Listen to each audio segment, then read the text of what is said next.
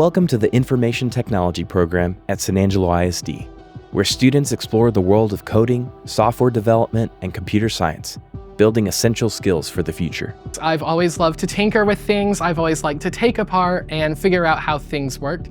And you get to do that with computers. It's pretty amazing. This class could be important to students because it teaches you how to use a computer, how a computer functions, and just how to communicate with it.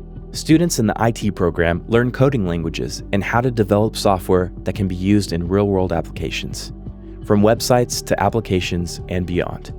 After high school, I plan to attend a four-year college and major in computer engineering, which is like computer science, but with a little more of the physical aspects of it.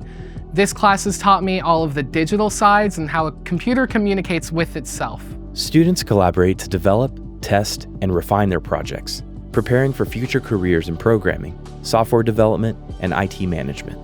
Through computer science, I've competed in UIL, which means we go out to other places and compete with other teams. There's both a questionnaire and an on-hands portion, meaning you really get to know your computer and program it. Explore your passion for technology in the Information Technology program at San Angelo ISD, where students develop the skills needed for a successful career in programming and software development.